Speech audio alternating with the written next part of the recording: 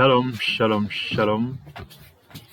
Shalom à tous, bienvenue une fois de plus sur notre chaîne Simama, le Dieu des dieux. Alors nous méditons aujourd'hui sur la mystique de l'Église dans le livre de Genèse et d'Exode. En réalité aujourd'hui, lorsqu'on regarde l'Église, on voit trop de problèmes dans l'Église. On a beaucoup de problèmes dans l'Église aujourd'hui. Malheureusement, l'Église est devenue de plus en plus un lieu où des êtres humains viennent se taguer, d'être des grands hommes de Dieu, des personnes très spirituelles. Et aujourd'hui, nous disons malheur à ceux qui utilisent l'Église pour diriger des peuples, pour diriger des familles, pour diriger des personnes. L'Église n'est pas censée être dirigée par un homme. Et nous allons regarder ça à travers la mystique des caisses. En réalité, dans le Nouveau Testament, on décrit l'Église, mais l'Église est l'image des choses qui avaient été déjà définies. Dans l'Ancien Testament, nous parlons particulièrement de l'Église au niveau de Genèse, Exode, le chapitre 2 parle de l'Église, Genèse, le chapitre, je pense, 6 parle aussi de l'Église. Et c'est très important de regarder. Dans la parole de Dieu, lorsqu'on parle en réalité de Genèse, on va regarder l'âge. Mais nous sommes toujours de ceux qui disent que le français a beaucoup gâté de choses. Je ne sais pas, ce pays-là qu'on appelle la France, c'est un pays très très bizarre. Mais c'est un pays particulièrement qui a été très nocif pour l'Afrique. Et aujourd'hui, même pour la foi africaine, même pour la foi chrétienne africaine, le français est toujours quelque chose comme un caillou dans la chaussure du disciple de Yeshua Hamashiach. Pourquoi? Parce que le mot français qui dit lâche, c'est un mot qui dénature la structure du message ésotérique et spirituel qu'il y a dans Genèse chapitre 6. Dans Genèse chapitre 6, nous allons regarder à partir du verset 11. À partir du verset 9, il est écrit: voici la postérité de Noé.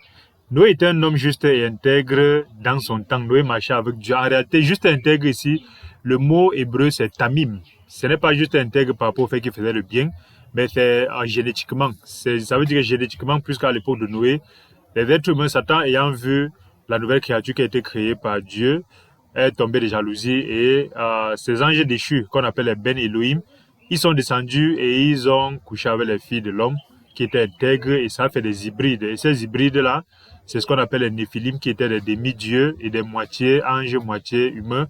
Et c'est eux qui sont les grands qu'on voit même dans les films avec les super pouvoirs là. Mais aujourd'hui, lorsqu'on parle de l'intégrité de Noé, on dit Noé, ça veut dire que Noé est resté l'humain.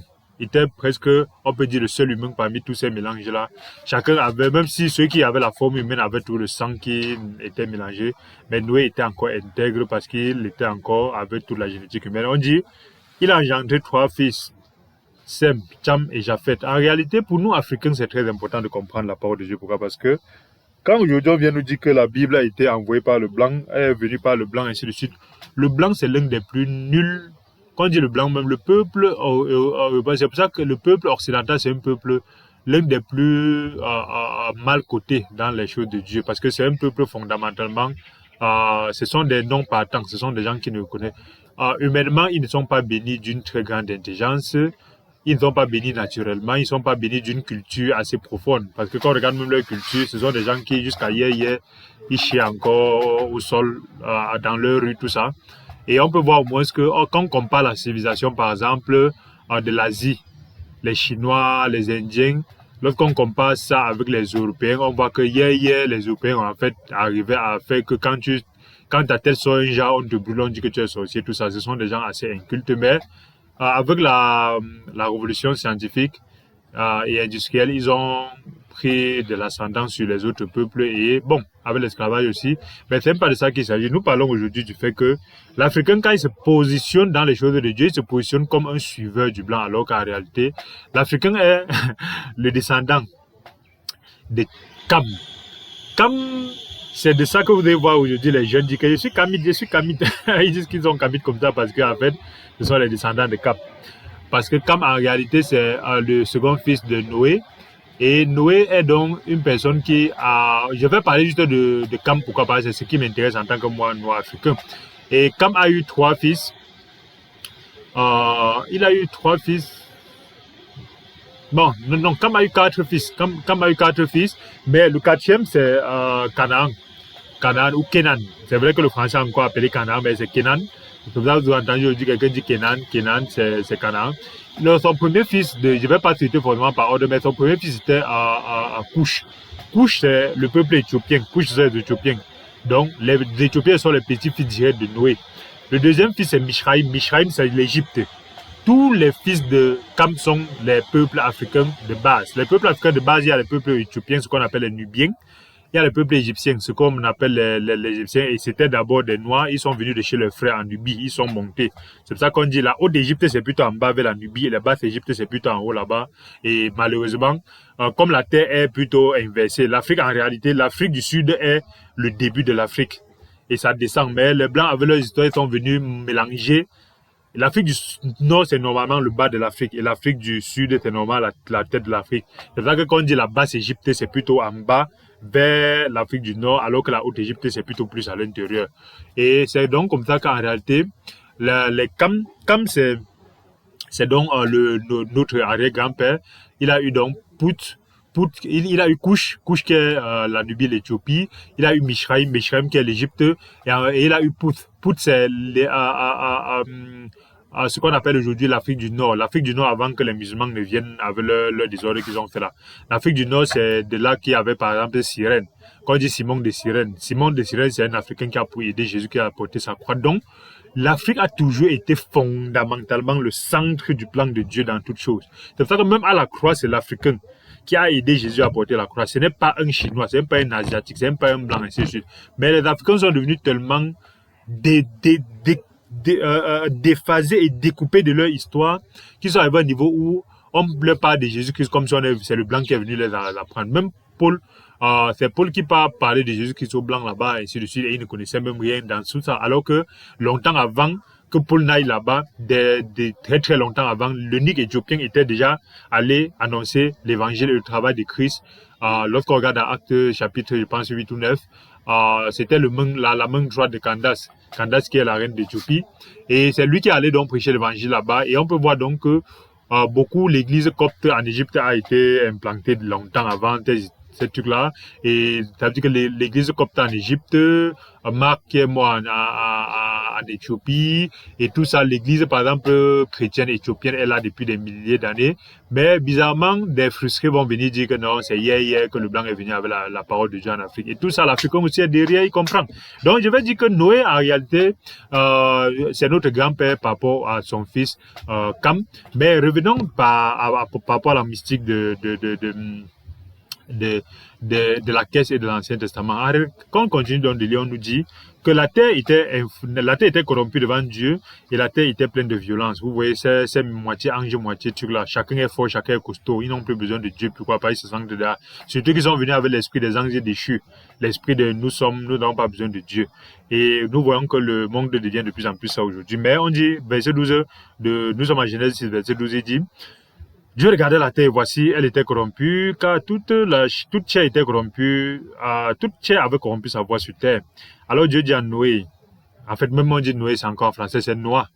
Dieu dit à Noah, c'est exactement Noah, comme on dit souvent chez les étoiles Noah. C'est exactement Noah. C'est le français qui est encore venu changer Noé. C'est même un nom propre, en fait. Et Noah, Dieu dit à Noah. Donc, peut-être c'est un gars, c'est un gars bafia. Pof. Dieu dit à Noah, fais-toi une hache de bois de gopher, tu disposeras cette hache en cellules. Et tu l'enduras de poids en dedans et en dehors. En réalité, cette hache ici, c'est le mot français qui est encore gâté. Vous voyez toujours pourquoi le français a toujours détruit la parole de Dieu sur beaucoup d'autres éléments. En réalité, ce n'est pas hache, c'est une caisse. Beaucoup de personnes, quand on parle de... C'est pour ça que j'ai vu dernièrement un documentaire aux États-Unis où une assemblée a dit qu'ils font la réplique de l'Arche de Noé. Ils ont fait ça comme un bateau, avec les bords comme un bateau, exactement comme un gros bateau. Et quand on voit même le film sur l'Arche de Noé, on voit que c'est un gros bateau, et ainsi de suite. Alors qu'on peut voir les images de l'Arche de Noé aujourd'hui avec Google Earth. C'est en Turquie, sur le mont Ararat. Le mont Ararat en Turquie. C'est encore là-bas jusqu'aujourd'hui. Et c'est une structure qu'on peut voir par satellite jusqu'aujourd'hui, l'Arche de Noé. C'est pour dire qu'avant de sortir souvent la bouche sur Dieu, il faut voir que Dieu est là avant et après. Donc les choses de la Bible, ce n'est pas les choses qu'on joue avec parce qu'il y a des éléments palpables pour faire ça. Mais ce n'est pas de ça qu'on parle aujourd'hui. Nous revenons encore sur les éléments de l'Arche de Noé pour dire que, en fait, ce n'est pas l'Arche, c'est la caisse de Noé. Dieu, en réalité, nous sauve à travers une caisse.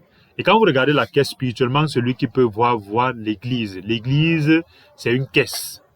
C'est une caisse qui est bâtie par les briques qui sont les saints. Les saints, les nés de nouveau. Malheureusement, les gens aujourd'hui disent que les saints, dans leur télé, ils voient les saints catholiques. Alors qu'ils n'avaient rien de saint. Et l'histoire que les catholiques, ça c'est, ils disent que je canonifie ou je béatifie les gens par ça, sur les histoires. Toute personne née de nouveau est sainte. Sainte ne veut pas dire que tu fais bien. Sainte veut dire que tu es séparé, mis à part pour servir l'éternel roi des rois, Yahweh, Yutewafre, Simama, Elohim, Zambe. Bref, c'est pour dire que lorsqu'on parle donc de ce que Dieu a dit à Noé de fabriquer, ce n'était pas un bateau, c'était une caisse. Pourquoi ce n'était pas un bateau? Parce que la différence entre une caisse et un bateau, c'est totalement fondamentalement la chose de savoir que le bateau est fait pour être dirigé. C'est donc pour ça que dans un bateau, il doit avoir soit les rames pour faire avancer, soit le gouvernail pour donner la direction. Or, les caisses que Dieu fabrique pour sauver son peuple à travers l'Arche, à travers la caisse qu'on a mis Moshe dedans, et à travers l'église, ce sont des caisses où, il n'y a pas de capitaine. Voilà les éléments profonds de la révélation dont nous voulons mettre en exergue aujourd'hui. Les caisses de Dieu n'ont pas de capitaine, premièrement. Les caisses de Dieu n'ont pas d'éléments qui permettent à l'homme de diriger. Tout être humain qui pense qu'il est capitaine d'une assemblée, d'une église, c'est un maudit. C'est un bon maudit, c'est un bon... Je suppose que peut-être il peut ne pas connaître, mais on dit comme ça pour que ça vraiment, il puisse vraiment recevoir comme un choc. Si un jour tu t'assois, tu es dans une assemblée avec les enfants de Dieu, tu t'assois devant, puisqu'on te met la chaise, tu t'assois différemment que les autres. Quand tu t'assois, c'est toi qui dois expliquer la parole de Dieu. Si ce n'est pas ton ministère, ou si ce n'est pas en correspondance et en coïncidence ou en collaboration avec les autres frères et les autres membres de l'assemblée, tu t'assois, tu tapes la poitrine que c'est mon assemblée, c'est ma cellule, c'est mon église. Ça veut dire que tu es vraiment un perdu. Repends-toi, tout simplement. C'est vrai que ça va faire mal. Pourquoi? Parce que quand on regarde sur 10 chrétiens, sur 10 hommes de Dieu là-bas, après 9 et demi fonctionnent, comme je dis là. Nous n'avons pas peur de dire ça. Pourquoi? Parce que nous disons par rapport à ce que Dieu nous met à cœur de dire et non pas pour contenter les hommes. C'est pour ça que même si tu es mon propre frère et que tu diriges une assemblée, même si tu es mon propre père, ma propre mère, tu diriges une assemblée, repends-toi très vite. Parce que les choses de Dieu sont des choses qui sont déjà différentes de la manière de faire des hommes. Dans l'Arche de Dieu, il n'y a pas de gouvernail. Donc, il n'y a pas de possibilité que ce soit l'homme qui dirige à travers sa sainteté, à travers son sacerdoce, à travers le fait qu'il explique mieux la parole, à travers le fait qu'il vit la vie d'authentification, à travers le fait qu'il enseigne plus, il prophétise plus, il est un voyant, il a l'adoration, il a l'onction, il fait tomber les gens, il fait sauter les gens. Ça sont des abominations qui n'ont rien à voir avec le plan de Dieu. Parce que dans cette caisse-là, il n'y a pas de gouvernail, il n'y a pas de capitaine. La caisse de Dieu, la caisse de Noé. La caisse de Noé, c'est une caisse qui est fabriquée selon le plan de Dieu. Beaucoup de personnes ont des églises selon leur plan. Leur plan personnel, leur plan spirituel, leur plan ministériel, leur plan selon leur don. C'est à leur manière, c'est à leur image. C'est pour ça qu'ils vont dire mon église, mes assemblées. C'est le plan de Dieu qui bâtit la caisse de Noé. Et c'est le plan de Dieu qui bâtit encore l'église. La caisse de Noé est exactement l'image de l'église. C'est exactement l'image de l'église comme aujourd'hui. L'église n'a pas de gouvernail autre que la direction de Dieu. C'est le Saint-Esprit qui dirige l'église autant que Dieu n'a pas permis que Noé fabrique le gouvernail. Dieu n'a pas permis que Noé fabrique aussi les rames pour faire avancer. Dieu, lui seul, dirige la caisse dans laquelle il nous a mis pour nous sanctifier, pour nous purifier et pour nous diriger. toute église où ce n'est pas Dieu qui dirige, c'est un homme qui dirige, ou c'est un ensemble d'hommes qui dirigent, ce sont des églises maudites. Oui, c'est vrai que ça va, il y a des gens qui vont se mettre à pleurer. Bon, prenez ça comme ça, c'est pas contre vous. Bref, quand Dieu dit donc, fabrique cette caisse-là, ce n'est pas un bateau, pour que l'homme ne peut, mais malheureusement, les Tintins chrétiens aujourd'hui, quand on leur dit l'arche de Noé, en réalité, ils ne voient pas spirituellement que c'est d'abord une caisse, c'est un peu un bateau. Deuxièmement, quand on leur dit fabrique l'arche de Noé, ils croient que c'est un bateau. C'est pour ça qu'on peut voir les images, dessiner l'arche de Noé, ils vont dessiner un bateau. Non, c'est un peu un bateau. Et deuxièmement aussi, un bateau n'a pas cette forme-là, parce que c'était une... regardons d'abord ce que la parole dit avant de regarder maintenant sur les métriques qui permettent à l'être humain en 2 de comprendre. Pourquoi? Parce que les êtres humains aiment lire les choses dans la Bible, mais ils n'amènent pas ça dans leur époque pour comprendre. On dit, fais-toi une caisse de bois. Ah, de bois, ça veut dire que ça peut brûler. Tu disposeras en cellules. Ça veut dire que dans l'église de Dieu, il y a les cellules. La cellule des prophètes, la cellule des évangélistes, la cellule des enseignants, la cellule des pasteurs, la cellule des apôtres, la cellule des gens qui ont les dons de libéralité, les dons de guérison, les dons de parole de sagesse, dons de parole de... Tout ça sont des cellules, des regroupements. Donc dans l'église, il y a des regroupements. Une église où tout est versé comme ça, on mélange tout le monde, c'est un problème. C'est donc pour dire que tout le monde est dans l'arche, mais tout le monde dans l'arche n'est pas dans la même cellule. Il ne faut jamais débarquer à l'église où on débarque dans l'arche, on pense qu'on doit être partout, nul, ainsi de suite. L'une des premières choses quand tu débarques dans l'église, dans l'arche, quelle est ta cellule? Si tu ne comprends pas ta cellule, tu vas divaguer dans l'arche sans devant, sans derrière. Tu vas partir de l'église en église, surtout qu'il n'y a pas plusieurs églises. Mais bon, c'est même pas de ça qu'on parle aujourd'hui. On parle de la notion de cellules. L'église, il y a les cellules dans l'église. Et tu l'enduras de poids de dedans et de dehors. Pourquoi c'est important? Parce qu'il y a un ensemble qui doit marcher à le bois. Le bois seul permet de faire la caisse. Mais le bois seul ne peut pas régler le problème de l'étanchéité. Donc l'église où on vient seulement construire l'aspect, le bois, on construit l'aspect externe, les mécanismes externes de l'église, sans construire l'aspect, les interstices, l'aspect, le poids qui est dans l'église. C'est comme le koutak. Revenons aujourd'hui dans notre époque pour dire le poids c'est quoi? C'est le koutak. Le koutak c'est quoi? Le bitume, le goudron. C'est ça qui était comme le poids. C'est une résine qu'on pouvait mettre pour que l'étanchéité soit, pour que si l'eau frappe sur ça, ça n'entre pas. Ça veut dire, beaucoup de personnes ont construit de très belles églises, entre guillemets, mais ils ont oublié l'étanchéité de faire avec le poids du Saint-Esprit, avec le contact du Saint-Esprit, le contact du Saint-Esprit, le contact des dons, le contact des ministères. Et il faut mettre le contact à l'intérieur et à l'extérieur. Une autre révélation spirituelle de parole de connaissance que Dieu nous donne, c'est que le bitume qu'on met dans l'église doit être à l'intérieur pour protéger. À quoi ça sert de protéger à l'intérieur? Il est important que l'église soit protégée de l'intérieur pour que, quand Satan va utiliser les gens à l'intérieur, que ces gens-là ne permettent pas que l'eau puisse se retrouver à l'intérieur en quittant de l'intérieur. Beaucoup de maisons sont détruites pas parce que la personne est quittée de derrière, de dehors pour entrer, mais parce qu'on a protégé de dehors, mais on n'a pas protégé par dedans. Beaucoup d'églises et d'assemblées, de familles, de communautés, de réunions, d'entreprises sont détruites parce qu'on a protégé de l'ennemi externe, mais on n'a pas protégé de l'ennemi interne. L'ennemi interne, ça peut être les faux frères, les fausses sœurs, les fausses doctrines, ou ça peut être nous-mêmes qui sommes utilisés, manipulés par des systèmes pour pouvoir être nous-mêmes. Vous savez, quand Satan ne peut pas toucher quelqu'un, il change ta manière de réfléchir pour que toi-même tu deviennes un virus pour le système.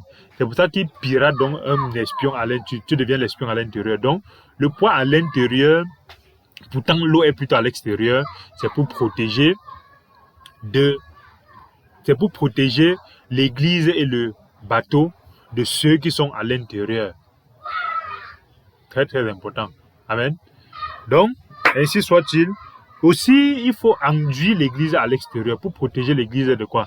Des fausses doctrines, des faux kamites, des fausses églises, des fausses dénominations, des fausses divinités, de toutes ces choses-là qui attaquent l'église de l'intérieur. Donc, une assemblée qui n'est pas protégée de l'intérieur et de l'extérieur, c'est une assemblée qui n'a pas le poids, mais qui n'a pas mis le contact sur ses bordures. C'est très important. Et imaginez dans un bateau en bois, que vous n'avez pas mis un jour, vous allez voir, l'eau va commencer à s'infiltrer petit, petit. S'infiltrer petit, petit. C'est très important donc de protéger. Comme ça, spirituellement, c'est ce que Dieu a fait avec lui. Il dit à Adam, voici comment tu la feras. Là, la caisse aura 300 coudées de longueur et 50 coudées de largeur, 50 coudées de largeur et 30 coudées de hauteur. Ok. On va encore regarder parce que je pense que dans une autre parole, c'est 30-30. Bon, Genèse 6, dans cette parole, ça dit quoi? Le verset 15 dit, tu la feras de cette manière. La longueur de l'arche sera de 300 coudées, sa largeur de 50 coudées et sa hauteur de 30 coudées. Ok, King James dit ça. Regardons une autre version de la Bible. La Bible Shuraki dit quoi? Elle dit 300 coudées de longueur, 50 coudées de largeur et 30 coudées. Ok. Parce que je pense qu'il y a une autre Bible qui dit 30 de largeur, 30 de hauteur. Mais bon, revenons donc à ces éléments-là. Pour revenir, lorsqu'on lit ça, il faut revenir dans notre... C'est un peu comme les gens qui partent, ils voient un film où on dit à l'intérieur, j'ai parcouru 50 miles. Et ils sont là, ils sont contents, ils se posent pas la question. 50 miles, ça représente quoi en kilomètres ou en mètres? Vous voyez, ce sont des informations comme ça qui sont importantes. 30 coudées, une coudée, c'est environ 50 cm. Par contre, j'ai coudée par rapport à l'espace là. L'espace qui est entre tes mains ici. C'est ça la coudée. Ça pouvait varier selon les shots et les personnes grandes de taille, mais environ 50 cm. Ça veut dire en réalité que la caisse dans laquelle Dieu nous a gardés, c'est une caisse de 150 mètres de longueur. 150 mètres de longueur. C'est aussi une caisse de 25 mètres de largeur. Donc souvent, il faut aller de stade, on mesure 150 mètres de longueur, 25 mètres de largeur. Et on a dit combien? 30 coudées de hauteur, ça veut dire 15 mètres de haut. 15 mètres de haut parce qu'en réalité, elle devait être divisée en 3 étages. Sûrement, un étage pouvait être facilement 5 mètres d'étage. Vous voyez, la girafe a besoin de l'espace, l'hippopotame a besoin d'espace, ainsi de suite. Bref, avec ça, on peut avancer, on dit, tu feras à l'arche une fenêtre. C'est Dieu qui donne le plan de ton église et de sa caisse. Et tu réduiras à une coudée. Donc, la fenêtre était de 50 cm en haut, de haut, et tu établiras une porte sur le côté. Tu construiras un étage inférieur, un second et un troisième. Donc, l'arche était 5 mètres par étage, donc 3 étages. Avec ça, on peut voir donc que l'église qui est l'image de cette arche-là, l'arche n'est pas un bateau, l'arche c'est plutôt une caisse. Nous devons voir que la caractéristique de la caisse dans laquelle Dieu a sauvé Noé, c'est la même caractéristique de la caisse dans laquelle spirituellement Yeshua a sauvé son église. Et on va regarder une autre caisse encore dans la parole de Dieu. Lorsqu'on parle de caisse ici, en hébreu, le mot pour la caisse là, c'est teva. Teva, ça ne veut pas dire bateau, c'est teva veut dire une caisse. Une caisse vraiment, comme on dit là, c'est un rectangle, c'est un pavé. En mathématiques, on appelait bien ça le pavé. Bon. Cette caisse-là a encore parlé est encore évoquée pour sauver Moshe. Moshe qui veut dire le fils de l'Omush. Chez les graphistes, chez les Pomuleke, chez les Balachi, chez les descendants de Yende. Exode 2, à partir du verset 1, on dit quoi? Un homme de la maison de Lévi avait pris pour femme une fille de Lévi. Vous voyez, c'était des Lévites, malgré le fait que c'est dans Exode plus tard que quand Moïse descend dans la montagne, on dit qui est du côté de Dieu, ce sont les Lévites qui sont mis. Vous voyez, les Lévites ici, ils existent quand même déjà depuis. En fait, ce sont les fils de Lévi, le fils de Jacob. Cette femme devint enceinte et enfanta un fils. Elle vit qu'il était beau et le cacha pendant 3 mois. Beaucoup de personnes peuvent essayer eux-mêmes de sauver l'Église, de sauver le peuple de Dieu. Mais ce serait temporaire. La manière de faire de Dieu, c'est une manière où, si elle arrive à cacher, on va dire que c'est elle qui était la gouvernante ou le capitaine de ça. Mais ne pouvant pas la cacher, personne ne peut cacher l'église ni diriger l'église. Elle prit une caisse de jonc. Vous voyez toujours la caisse. Ici, c'est le même mot teva. Ici, le français, vous voyez, les Français font comme les bipolaires, ceux qui traduisent la Bible. En tout cas, les vrais Français même, et même les tout ils font souvent comme, en fait, ils font souvent comme si leur tête ne tienne pas. Le même mot devant, vous avez dit que c'était H. Mais le même mot ici, vous dit que c'est la caisse. Effectivement, partout, il faut appeler par le vrai nom. C'est la caisse, ce n'est pas un bateau, ce n'est pas un panier. Pourquoi? Parce que quand on parle aussi de l'élément dans lequel on a mis à mocher, beaucoup de personnes dans leur tête pensent que c'est le panier. On enseigne aux enfants que c'est le panier, on enseigne aux adultes que c'est le panier. C'est un peu panier, c'est une caisse. Toujours comme la caisse de Noé. Observez bien spirituellement encore. Tout ce que Dieu fait, ce panier-là n'a pas de direction. C'est Dieu qui dirige le panier-là. Si c'était l'homme qui devait diriger, vous pensez vraiment qu'on devait diriger l'enfant avec la fille de Pharaon, alors que c'est son père qui a dit qu'on tue les gens? Le père de quelqu'un vient dire qu'on tue les Hébreux. Toi, tu penses que vraiment, si tu devais diriger ce panier-là, tu devais diriger à la fille de Pharaon. Pourtant, Dieu a dirigé à la fille de Pharaon. C'est pour dire que les gens dirigent souvent l'église selon leur sagesse, selon leur connaissance. Et c'est pour ça que l'église est tout dans l'échec jusqu'au Dieu. Pourquoi? Parce que les gens dirigent en dirigeant vers où Dieu n'a pas voulu, parce qu'ils pensent que là-bas c'est bien, alors que là-bas c'est mauvais. Pourtant, la fille de Pharaon, c'est plutôt elle qui a sauvé Moshe. C'est pour dire qu'il y a certaines personnes qui sauvent l'église 1000 fois plus que ces religieux verbeux bavardeurs-là. En tout cas, on revient donc, on dit qu'elle prit la caisse de jonc. L'autre, c'était la caisse de gopher. Les bois de jonc, les bois de gopher. On va voir spirituellement ce que ça veut dire plus tard. Qu'elle enduisit de bitume et de poids. Vous voyez toujours le contact. Le même truc qu'ils ont appelé le poids là, ici, bien disent bien bitume. C'est le même contact. Le même bitume. Pour que l'eau n'entre pas dans l'église ni dans la caisse de Noé ou la caisse de Moshe. La caisse de Noé, la caisse de Moshe et l'église, c'est la même chose, c'est la même image. Elle mit l'enfant et déposa parmi les roseaux sur le bord du feu. Vous voyez tout qu'il y a l'eau qui est toujours capable de faire le jugement. Donc, c'est un élément donc pour nous faire méditer, pour dire que l'église de Dieu, c'est un peu une église où Dieu a permis à l'homme. C'est pour ça que ce soit dans la caisse de Noé, que ce soit dans l'église, que ce soit dans la caisse de Moshe, il n'y a pas de gouvernail, il n'y a pas de rame pour que vous tiriez, pour que vous dirigiez, pour que vous fassiez avancer. C'est Dieu.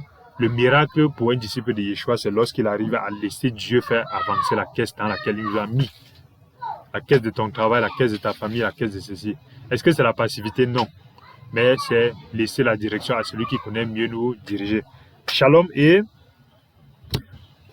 très bonne méditation aux uns et aux autres. Si ce partage vous a béni, n'oubliez pas de cliquer sur la cloche de notification, de vous abonner et de partager, ça peut aider et ça nous ferait plaisir. Shalom et à bientôt.